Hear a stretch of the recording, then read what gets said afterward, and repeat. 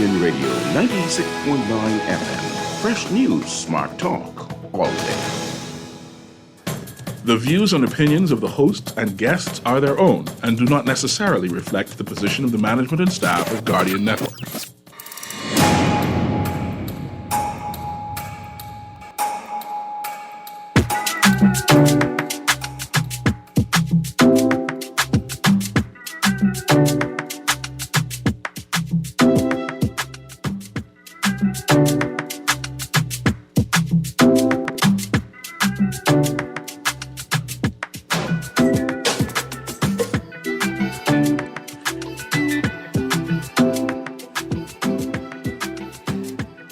Good morning and welcome back to Guardian 6.9 FM, your station for fresh news, smart talk, all day. You are on the clock with Erin Greene on this Tuesday, the 4th of January, 2020. On the clock, we engage organizations, institutions, social and cultural leaders, and ordinary people to better understand the impact of public policy, private sector development, and emerging social and consumer. On the clock, we have conversations that help us understand and navigate a rapidly changing Bahamas. Today's show is entitled Happy News Year, and it's a open line show. Let's talk about in the paper. There's so much in the paper today.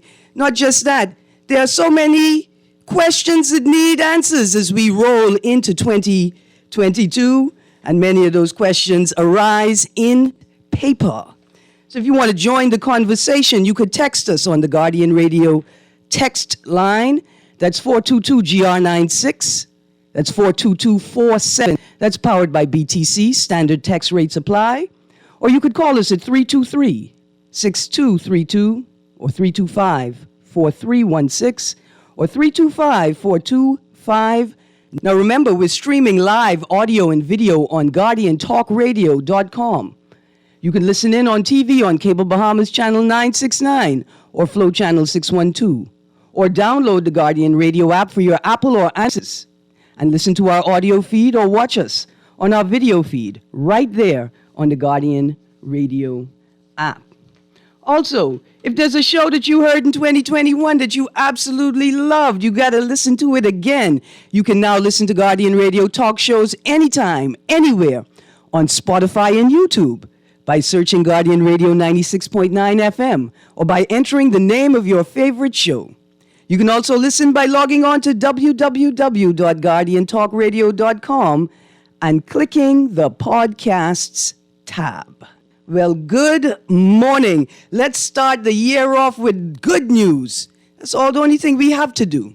I want to say congratulations to the cast of Goombay Kids, the Best TV Series category in the 2011-17 International Film Festival in India. I say congratulations to them. I made mention of their nomination.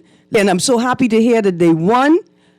So shout out to cast members Javian Rankine, Raven White, Kiera Jones, Shad Ferguson, Saj Newbold, and Leah Eneas. And also congratulations on the official selection at the Kids Film Festival 2021 and for placing as a finalist in the St. Petersburg Film and Television Festival 2021 in Russia. Congratulations to all of you guys on a wonderful television show and project for young people. This is just fantastic. That's the type of wonderful news I'm happy to open up my show with. That's just wonderful, awesome stuff. Now, some more things in the news.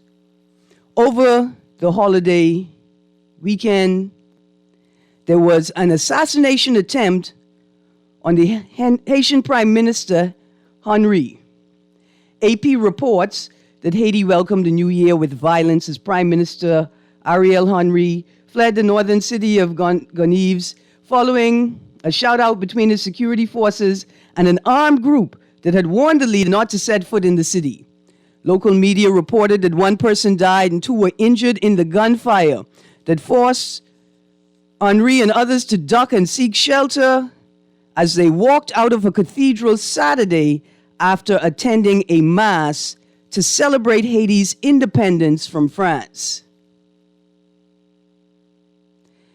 The Prime Minister's office, when reached by the AP, said Monday that bandits and terrorists made an attempt on Henri's life and accused the group of hiding behind walls to attack the convoy and of threatening the bishop by surrounding the church. That is intolerable, the office said, adding that it has issued arrest warrants. And I think that was worthy of note. I ask us all to pray for the people of Haiti. We pray for peace and stability. We pray for guidance. And so troubling coming after the assassination of their president. It's just very, very sad news. More news in the paper today. Vienna Gardner, senator, tendered her resignation from the Senate on Friday, the 31st of December, 2021. Mrs. Gardner was the director of the Prime Minister's Delivery Unit in the administration. There's nothing but praises for Mrs. Gardner and her contribution to governance. A story in today's paper indicates that she is taking on a new job that potentially requires her to shift priorities and focus. But nothing but praises for Mrs. Gardner's work and contribution to governance in the country. I want to ask a couple of questions. I don't necessarily want to link them to Ms. Gardner or for anybody to think that I'm suggesting that Ms. Gardner was not necessarily qualified to sit in the Senate. I know I have a very heavy critique of the use of the Senate in contemporary politics. I feel that politicians are using the Senate for political favors as opposed to allowing the Senate to function with its sort of inherent purpose, which is to be filled with senior statesmen, people with experience, not just in politics, but in governance, not just in governance in the political sense, but in social leadership. Yet over the last 20 to 25 years, we've seen prime ministers filling the Senate with what we call newbies to politics, people who couldn't win their seat but have made a significant contribution to the party. But I think after reading a bit of Ms. Gardner's bio today, we can say that although that she may not have had experience in politics or was not a senior statesman, that her experience in governance would have allowed her to provide the function or perform the function of providing safe checks and ensuring that legislation being debated and passed fulfills the intent of the law currently and historically, that those that are voting on these issues understand the depth of the issues involved when making these important decisions. So I want to say thank you to Mrs. Gardner for her contribution. And on another note, I got some other questions to ask. Before I saw today's paper, I asked this question: is this a sign of Pintard taking control of his party? That's before I saw today's paper, today's Nassau Guardian, top of the fold. Pintard urges, oh, sorry, that's the wrong one. Pintard is just everywhere in today's papers. Here on the Tribune, Pintard repeats, Minnis doesn't speak for party. That was an interesting read this morning. But I thought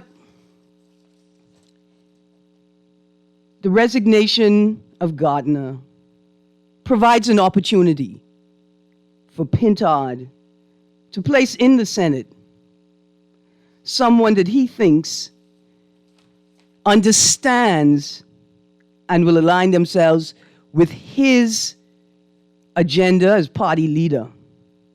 But even more interesting than that is, who is going to fill the seat? For weeks now, I've heard rumors, I've heard talk on social media that the way it was being prepared for Dr. Dwayne Sands to join the Senate, to maintain a degree of seniority in the party. It's going to be very interesting to see who's going to fill the seat, particularly after Mr. Pintard's statements reported in today's Tribune. The article starts, Free National Movement leader Michael Pintard said former Prime Minister Dr. Hubert Minnis does not speak on behalf of the FNM when it comes to COVID-19 issues. It just got really interesting there. Tell me what you think. They got a convention coming up soon. Another set of questions that need answers. Due to the rain this morning, I didn't take the chance of driving out across the fort to verify something raised by a question asked on the social medias this weekend. And the question that asked was, who is paying the light bill for Fort Charlotte during this time of non-carnival activity? And so that's the first question, who paying the light bill for Fort Charlotte? Second question, is the carnival still here? Are they here in an official capacity like we are here waiting, taking time, because the global dynamics at the moment would suggest even if we move locations, we wouldn't be able to set up and work somewhere else? Are they waiting for the tide to shift, for numbers to drop, for a safer environment, to give the people what they want? Or are they just waiting until the COVID situation, the global situation calms down, the numbers drop, and it's safer for them to travel? I think it's an important question. Another question that needs to be answered. Why don't we have a new UB president yet? Do we have a new UB president, but we just haven't announced who it is? Let me remind you, the candidates for UB president currently are Dr. Eric Rowland, Sir Anthony Seldon, and Dr. Ian Strawn, with Dr. Ian Strawn being the only Bahamian on the list. And so I got a couple of questions there. Are there any Bahamians other than Strawn that can fill this position? Now, I'm not saying that we don't choose Dr. Strawn, right? But if the issue is Dr. Strawn, are there any other Bahamians who can fill this position? And I guess the more important question is, what exactly is the delay? I don't want to say it's just politics. It can't just be politics. It can't be a change in administration. It can't be that our premier tertiary educational institution is obstructed by politics. Can't be that. It can't be that we've invested all of this money and energy and resources into transitioning and evolving this institution to a world-class institution. But a decision like this is being held up, and we don't know why. And so you don't want us to assume that it's politics, because then that leads us to ask the next question. Is Dr. Smith lobbying for another term? Which led me to ask another question last night while I was putting my notes together. Bear with me. Is Dr. Minnis politicking for another term as leader of FNM? But that's an aside, right? That's an aside, especially since I wrote that before I saw today's headlines. Is Smith lobbying for another term? Will the PLP administration initiate a new search for president of UB, looking for new candidates? And another question, which I think, take it out of the realm of politics. Can UB afford to lose Strawn as the head of the Northern Campus? See, I don't want us to think that because we don't choose, if we don't choose Strawn, it's because he was not worthy. There may be a ton of other considerations. And the question of whether Strawn is needed to guide the process of the Northern Campus development and evolution, which is important because the expansion of UB tertiary services throughout the archipelago is dependent on the success of the Northern Campus. Maybe Strawn hasn't been selected because he has a far more important task. And then you could say to me, well, what's more important than leading the university? Well, I think the proximity to minds is more important than dealing with the bureaucracy and red tape of running a tertiary institution that is quasi-governmental. All right, I got a couple of texts here. Quick response. Morning, Miss Greene. Just drove by. Carnival is packed up. Right, the whole thing, everything is gone? Because, I'd hate to think that we're spending resources to secure the equipment of a private enterprise, right? While penny pinching on spending the resources necessary to ensure the safety of your citizens generally. We had a lot of things that have happened over this weekend that suggested we need to have a real serious question about the purpose and function of the Royal Bahamas Police Force. I don't want you all to think that I diss in the police force. I think this is something that the police force needs, that the officers need. We need a definitive statement, right, of the function of the force, where they prioritize their resources, what we, the people, should expect from them, so that we can know what we need to create ourselves in the absence of police service or engagement. That's why I love having the National Neighborhood Watch Council on my show, because they empower citizens to take small steps to protect themselves and their communities, with the result of removing burdens, unnecessary burdens from the police force.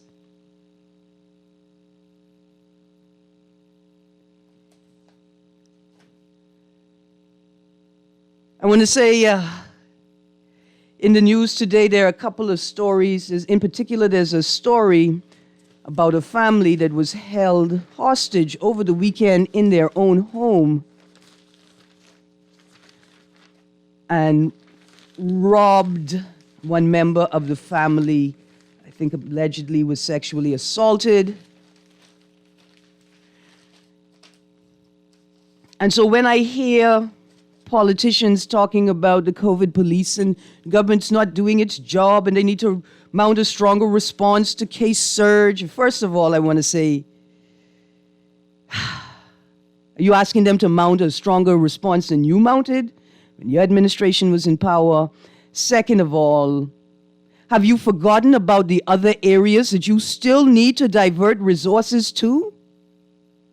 I didn't take the time to talk about traffic this morning, although the only thing it could be was on my mind, considering the things I encountered on my way to the station, including people driving at 10 miles an hour in the rain. Now, First of all, if you guys drive at 10 miles an hour in the rain, it means that you have invisibility issues. What you got to ask yourself is, are you having visibility issues because you have not had your eyes tested recently and you don't realize you can't see properly? Are you having visibility issues because the air control settings in your car are not set properly and so your windshield is cloudy? Are you having visibility issues because you have not replaced your windshield wipers since you bought your car? Or are you having visibility issues because your face is buried in your cell phone while you're driving? Now, I'm not suggesting that you should speed or make unnecessary speeds on wet roads, but to suggest to me that you're doing the safe thing by driving at 10 miles per hour while you use your phone is ridiculous. And I keep bringing these things up because I don't think you all notice the parallels, and I'm talking to the people at Ministry of Works, Ministry of Transport, Ministry of National Security, and the Royal Bahamas Police Force. I don't think you all see the similarities in behavior. I don't think you all see the lack of regard for standards that are displayed on the road being displayed in the professional world. But I see it. I see it in the construction of buildings, in the maintenance of buildings.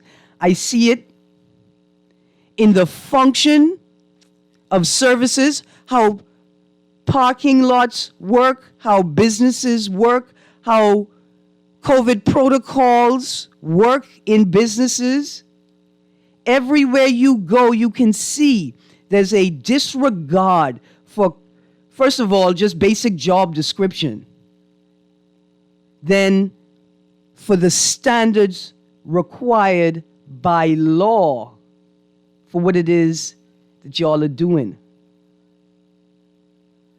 It's disheartening. It's disheartening.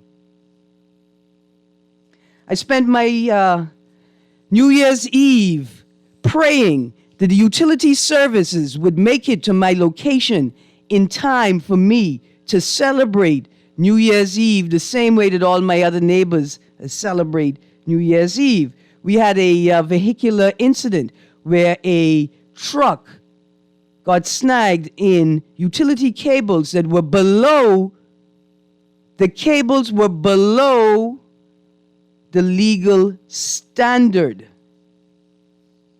I'm still waiting for 2 of those utility providers to show up to attend to the cables that were hanging dangerously in the road. I want to say that while I was frustrated in some instances by the amount of time that I had to wait, and I'm still waiting to see technicians, I was pleased by the pleasant customer service that I experienced. I want to say good morning to CG and Mr. Finley from Rev Bahamas.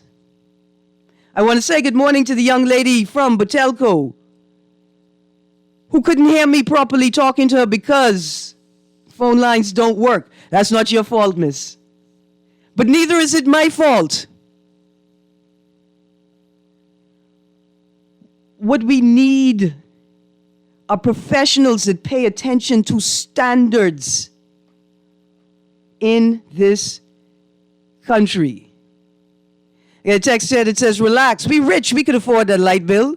Why do we need anyone if the national average is D? We actually need our money back from the Minister of Education 2020. D is fail. The text says, don't assume nobody want Doc back, not Abaco or Grand Bahama. Never forget Dorian. Thank you for that text. Kermit, let's take this call, and then we're going to go to a break, and then we're going to get back to more of what's in the news. Let's talk local government elections, and let's talk virtual Junkanoo, because surely half of the questions that need answers were broadcast on New Year's night. Half of them, not all. But welcome to 2022. Caller, you on the clock. Morning, Miss Greene. How are you? I'm good, thank you. How are you? Miss Greene, do you drive? Yes, I do drive. I try not to, but I do. Do you encounter any infractions about yourself when you're driving? You mean, do I encounter infractions about myself when I'm driving? Road Well, traffic infractions. I'll tell you what. My car came from Japan, so the speedometer is. Not the vehicle, you. I'm telling you. So the speedometer is in kilometers per hour and not miles per hour, right? So I don't keep the conversion in my head. And so there are times when I could be going over the speed limit. I try to limit that to when I'm overtaking, and I try only to overtake on highways. So if you can't tell the limit that you drive, how can you tell the limit that someone else is driving in another car? No, I can make a general assessment, but I'm not specific on it. I can't tell you the difference between, You should be able to make a better assessment of yourself that on the vehicle that you're driving, right? Pardon? You should be able to make a better I make a great assessment. I make a great assessment. I don't think you heard what I said to you. What I said to you is that because my speedometer is in kilometers per hour, I have a general sense of when I'm at the speed limit, but I could be off by 1 mile per hour or 2 miles per hour. But that doesn't mean that I can't get a sense of when somebody is driving at 7 miles per hour, nor does it mean that I can't tell when somebody have their cell phone in their hand. But you could just cut it, Kermit. We could just cut him. Yeah, man. I thought you was going to come with something more constructive than that. Texter.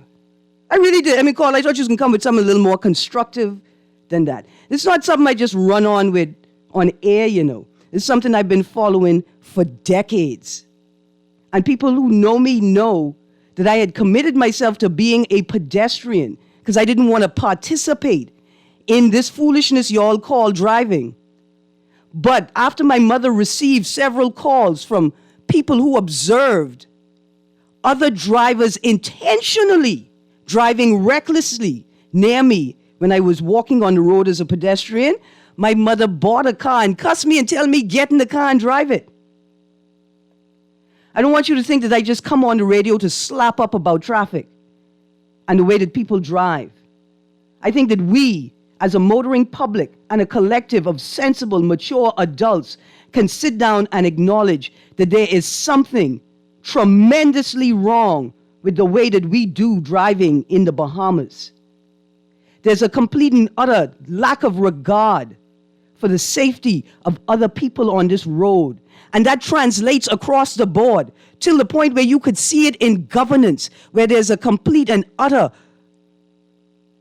lack of regard for the citizens that are supposed to be served by government.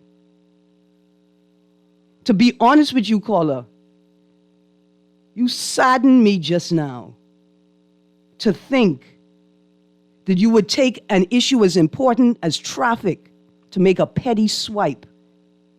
This big people talk. We're talking about keeping a country running. Not just the movement of people, goods, and services, which is what everybody focus on, right? The economy, that money, that paper. But the safety and security of your citizens' lives until you or your family member has had your life irrevocably changed by a reckless driver. And I know many of these people personally. You won't understand why this conversation is so important. Another text here. You are correct. Law and order is lacking. It's lawlessness and disorder. That is the order of the day. Sad. Let's go to a break, Kermit. When we come back from the break, we're going to talk about virtual Junkanoo. Don't forget, VAT is here. 10% on everything. And Bahamas Air has gone cashless. Stay tuned to Guardian Radio 96.9 FM. You're on the clock with Erin Greene.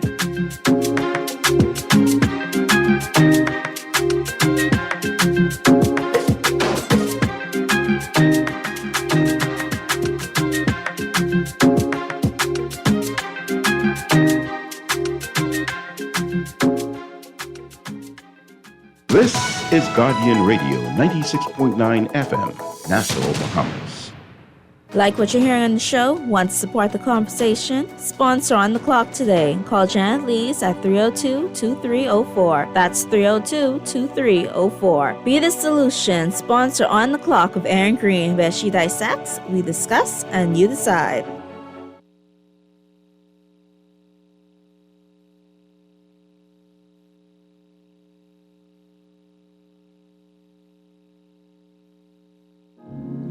Chestnuts roasting on an open fire.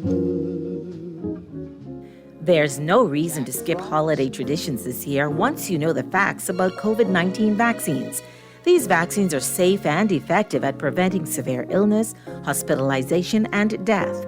They've been placed through rigorous clinical trials and are used in countries throughout the world.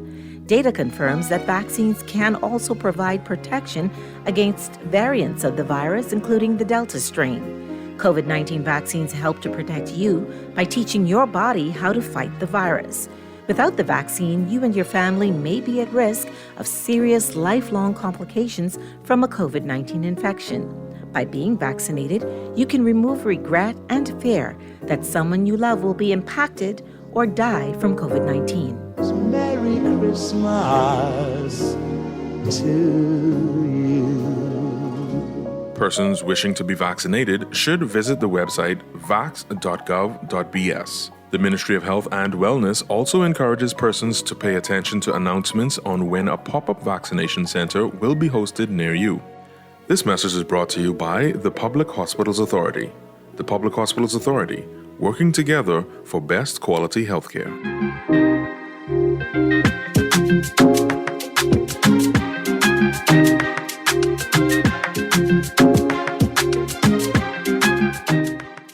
Good morning and welcome back to Guardian Radio 96.9 FM. You are on the clock with Erin Greene, and the conversation just got hot there a little bit. See, caller, what I telling you is, I'm not saying that I'm different, and I'm especially not saying that I'm better than anybody else, or that I'm the best driver, right? I'm just trying to show you a vibe, and it's serious. When I got my license, my insurance agent, who's also my family member, looked me straight in the eye and told me, listen, if I come on the scene of an accident, or I assess the documentation from the accident, and I determine that you in the wrong, even if the police say you wasn't in the wrong, I'm going to push for you to be recognized as having contributing liability, like you caused a part of the accident. She said, you're not getting a buy with me. Pretend like we ain't family. And I put my hands on the steering wheel, I took that responsibility seriously, like my own family members would put me in jail. So I'm not saying I'm the best, and I'm certainly not saying I don't make mistakes. But what I'm saying is that I don't just come on air to slap up about traffic. I held a man's body in my lap in the road after he got knocked down in front of me. Take this thing seriously, man. And all of us need to take it seriously. I see the lines are lit up. Let's go to the calls, Kermit. Oh, sorry, caller. Let's go to another call. Caller, you're on the clock. A pleasant good morning, Miss Greene. Good morning, Sparky. How you do? And Happy New Year to you, your family. Absolutely. Happy New Year. Guardian, the producers, and everybody. Our wonderful visitors and everybody. Let's just pray that everybody be okay. I'm not feeling too good today at all. But anyway, that particular call, I've listened to him many times when he called into you. He just seems to want to have a debate with you, no matter what you say. He ain't going to agree with you. I think he seems like he wanted you to talk to him about something else, because he always want to switch the conversation and be in some debate. He put it on music. He played the radio on me. Yeah, and no matter what you're talking about, he's like, you A, he's B. Yeah. Or you're the other side of the coin. He ain't going to be on your side. So he ain't going to never agree with you. He always anti-you. Yeah. Whatever you are, he's the opposite. But look here, I want to thank him because everybody need a polar opposite. I'm glad to know you out there. Negative and positives work together. Else you can't have two positives and they can work. A battery can't work with two positives. That's right. But what I wanted to say before I go, because I know this custom time of the year, but, I want to say, when you talk about driving, you should have learned to drive, and I learned to drive. Yeah. In them days, you had to take your test in a standard shift. Yeah. You had to go a certain place on Oaksfield, someplace that had been a train driver to learn the 3-point turn. Mm-hmm. You had to go up on a hill like Hawkins Hill or Centerville Hill or some hills, and the man tell you put on brakes, stop your car. Yeah. Now, when you stop the car there, remember you're in a standard shift. You have to balance that car, turn the car back on, pull up the emergency brakes and all that kind of thing, and you have to pull off smoothly before he even tell you it's time for you to start going on the road traffic to go and take your test. You have to also get a permit to teach you how to drive so you can learn first before you go down there. Now I see people getting driver's license without even going on the road traffic. And I know it's be done. I know personally.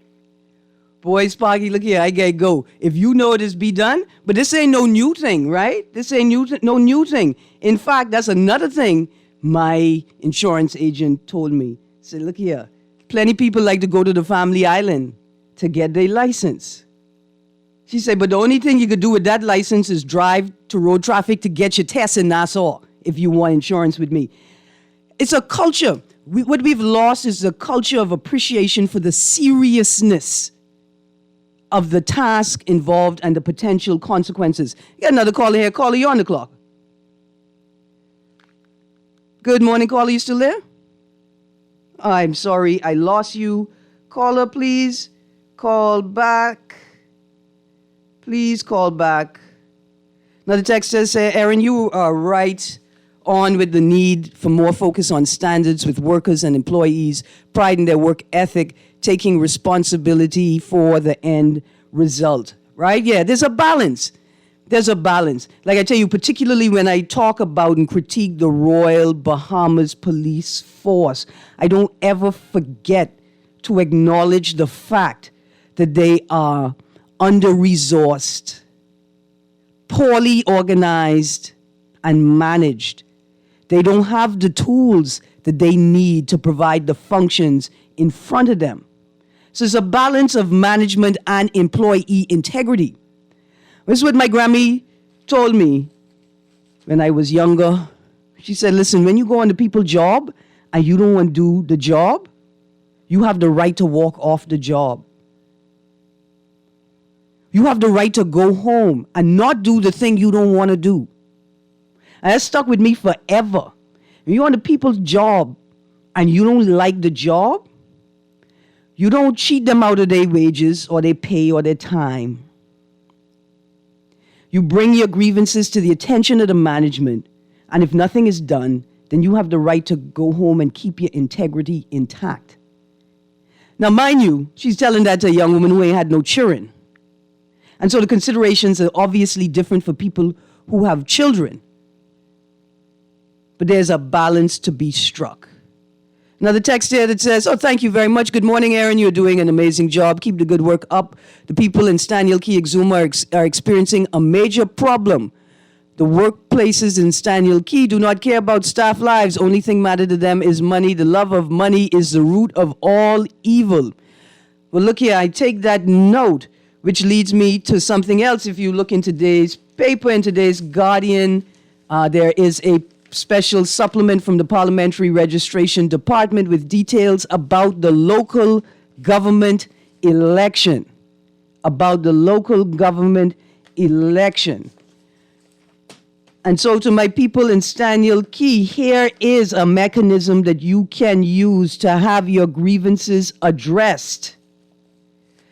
Now we just need some advocates to show people how they can use these tools like local government in a positive way, not to cause conflict, but to reduce conflict and to create solutions for your issues. All right, we got a few minutes left. Let me get to a couple more of these texts. Good morning. Why the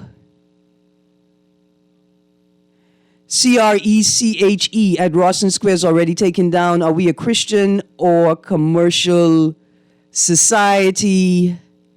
Well, if creche is a fancy word for nativity scene, then maybe we are a commercial society, because I don't know what that means. But that electricity bill is why it was taken down. I can tell you why. See, we got a caller coming in right now. Another text as we go to that caller. Great show as usual. The problem is in today's society, most people have no ethics. Well, here's what it is. Like, ethics don't operate on their own, right? And what it is that the society is devolving slowly. It's difficult to be a professional outside of a culture of professionalism. It's difficult to practice ethics or to acknowledge ethics, to make ethical decisions in an environment that does not tolerate the acknowledgement of ethics. And so I see a lot of people, you want to know what a part of the brain drain is? It's not about the money. It's about the inability to be a professional, ethics included, in this place.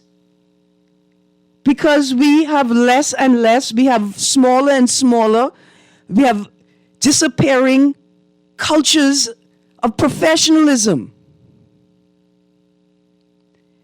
Good morning. 2 weeks ago, I called 919, 3 a.m. Alarm went off at my property. My tenant also called 919. I called and spoke to the dispatcher several times. He told me at one point to drive to the Carmichael police station. I ended up going into the building at 3:30 a.m. alone on a 7x21 island, buying police cars every year, really. Police never came. They have their siren on during the day to go to Kentucky. They need to put the siren on to go to the gym. Nobody is held to account, but everyone is getting paid. That is a broad critique. That's not every officer, but I appreciate what you are saying, Texter. Like I tell you, a guy cut us off in the middle of the road, came to the car and told me how easy it is to get got. And when I told that to the 919 dispatcher, she's still asking me where exactly is the threat. People are frustrated. These are some of the questions that need answers. Questions that need answers in 2022. So, I didn't really get to virtual Junkanoo. I had a little spiel. What did you do this holiday weekend? Did you watch virtual Junkanoo since you didn't have any Junkanoo? But you couldn't. I mean, technically, you couldn't. So the first question I have to ask is, why didn't they broadcast virtual Junkanoo on the time when Junkanoo would normally be broadcast? Like, isn't that the point? Isn't that what I was supposed to do instead of going to Junkanoo, is watching virtual Junkanoo? Y'all blew me away from there. The second thing is this. Why didn't they use the equipment that was used to film prior festivals? Why didn't they use that equipment to film this festival, this event? That really got me. Why? Because I never thought I would have said this ever, but how do you have footage just wasting ZNS footage? We understand ZNS waking with the beige computers. And the boy them was holding the beige computers ransom, so we don't know what they're waking with now even. They could get away with it. Because they on a shoestring budget, you know? And so the whole weekend was spent with people asking questions about what happened at virtual Junkanoo. And I'm going to tell you, I don't have any answers. And let me tell you why. Because I saw a whole bunch of information that I could not verify last night. First of all, the first document I saw purported to come from the Ministry of Youth, Sports, and Culture, but the coat of arms was wrong. It was a reverse image. So I couldn't verify whether it was an officially published document from the Ministry of Youth, Sports, and Culture. Then the next document I saw purported to come from the Ministry of Youth, Sports, and Culture's Facebook page, and it had the proper logo. But when I went to the BIS WhatsApp feed, I didn't see it there, because that's where I go to verify information that I get through the WhatsApps, you know, and through the social medias. I go there before I take it seriously. I didn't see anything published on the BIS WhatsApp feed. So I can't say whether anything I read over the weekend was verified, published by the Ministry of Youth, Sports, and Culture. But there's so many things to ask. Like, is it true that the production was pulled off air, like the show was ended before it officially completed? And was the footage pulled from ZNS digital platforms?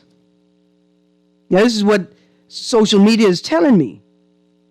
So whenever we do get the official briefing or investigation, these are some of the questions that need to be answered. Well, the question I had was, did ZNS organize? Did they produce? Did they have any part in the filming of the video that I saw aired briefly on ZNS? I'm going to stick a pin just for a second. I see I got a call. We're running out of time. Let's go to this caller, Kermit. Caller, you're on the clock. Yes, good morning, Erin. How are you? I'm good, thank you. How you do? Wonderful, wonderful. I just want to help Mr. Pintard out here. Mm-hmm. You know, because we're looking forward to the future. Okay. Yeah. And it is a new day. Mm-hmm. You know, I would wonder if he would like to ask Mr.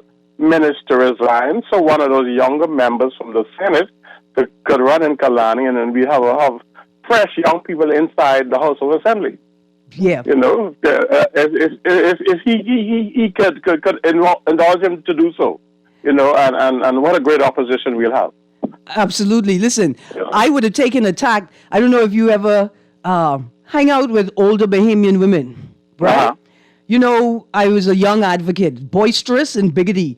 And the only thing that cooled me down is remembering that my mother was a civil servant and that she Yes. worked with these people. These are colleagues and her peers, and they all know my Grammy, and so pinches abound. Yes, yes. But when you get boisterous or when you sound like you're getting ready to try take over something, when you bring that passion and the fire, what they do is they don't ask you to resign, you know. They bring you into the fold and they give you something important to do. They try to make you feel important and they manage you. Okay. And so, Gotcha. you know, maybe Pintard should try that tact. Pinch him once and pull him into the fold and tell him, King, you riding with us or what? Because this is the only train moving. As opposed to putting that big bad move on him and asking him to resign. That seems so cold and harsh. So cold and harsh. And if y'all didn't ask him to resign before the election, it's too late now. I got another call on the line. We'll take that call quickly. Caller, you're on the clock. I am sorry, caller. I am sorry I did miss you. Let me get to these texts quickly. In relation to the sloop that came in, illegal all over social media. This is just sad. Where's immigration? Where's the RBDF? Who is protecting our borders? So you're saying that there was an illegal landing with undocumented migrants, documented on social media, but there seemed to be an absence in coverage of the story or presence of immigration. And he said, can you imagine COVID is rampant and you have that mess of persons running illegally to our borders? What they bringing? Well, which leads me to ask another important question that I know that has been raised in the Haitian migrant community and by advocates. One, are we ensuring that all COVID-related messaging and communications are also being published in Haitian Creole and in other languages spoken by residents and visitors to the Bahamas? That's the first thing. Second of all, if the government is currently trying to balance the task of administering vaccines to new recipients and to people who want boosters, right?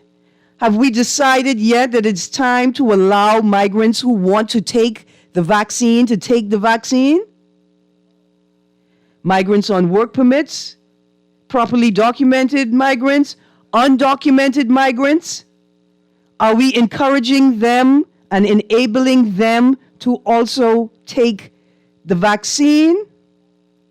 Are we giving migrants when they are detained, like in this instance, if it is true, are we giving them the option to get vaccinated on intake? He's got another text here. Hi, Erin. Trust me, listening to that text about Staniel Kiegzoom, I had to cut my weekend short. That place is absolutely ridiculous with the prices in the food store and places to eat. I could not take it. I had to leave. Well, listen, it's tricky when you're on a family island and sort of your main income pillar is tourism, and you used to making or trying to extract that tourist dollar. And how do you find balance with the locals? How you think it costs for? What you think it costs for them to live there? Another text. Great show as usual, Miss Greene. Man, don't go around pinching man because that will lead to a murder case. Listen, you don't have to pinch him physically. You cut your eye at him. I done watch Hubert Ingram cut his eye at his cabinet and change the whole face of governance in the Bahamas. Ask that MP from Grand Bahama who didn't know what he did but bring an idea forward to try advance Grand Bahama. Wow, I can read it just like this texter. 520-477-289-330. These aren't three-ball numbers to play. These are COVID numbers under the hapless PLP. Now listen. Nothing has changed but the global dynamic. That's it. Nothing has changed but the global dynamic. Had the FNM been in power, we would have experienced the same jump in numbers. Nothing significantly has changed in this matter. But thank you very much. Those numbers are important to note. Take the politics away from it, people. Whether you getting vaccinated or not, you still got to follow the protocols. Practice mindfulness, spatial awareness.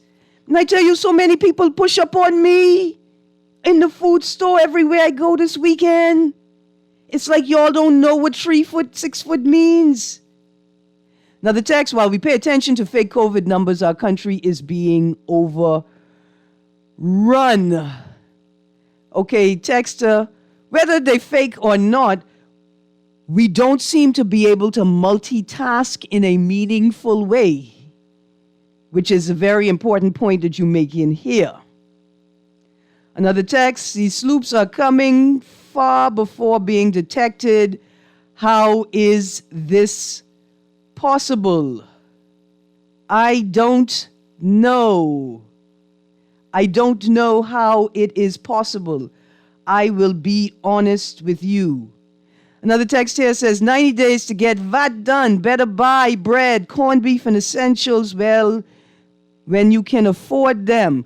Well, my Bahamian people, here's what I will say to you. We need to pool our resources. Families now need to sit together and figure out how they're going to buy in bulk. You need a weekly and a monthly shopping plan. If your budget is such that you could only budget on a daily basis, you still need to figure out what that means at on a monthly basis so that you'll have numbers to reach for. That's what we got to do to survive this. That's right. VAT is now 10% across the board. Be prepared. Also, Bahamas Air has gone cashless, and I'm going to look for some Bahamas Air representatives to talk with us about what options are available for cash-limited people and people on the family islands with limited access to credit cards and debit cards. Anyway, thank you for joining me for the first day back in the year 2022. It was enjoyable. It was hot. It was exciting. To that caller, call back. Just don't play music on my radio show when you disagree with me. Now we're going to have to row. Anyway, it's been a wonderful morning. Stay tuned to Guardian Radio 96.9 FM, your station for fresh news, smart talk all day.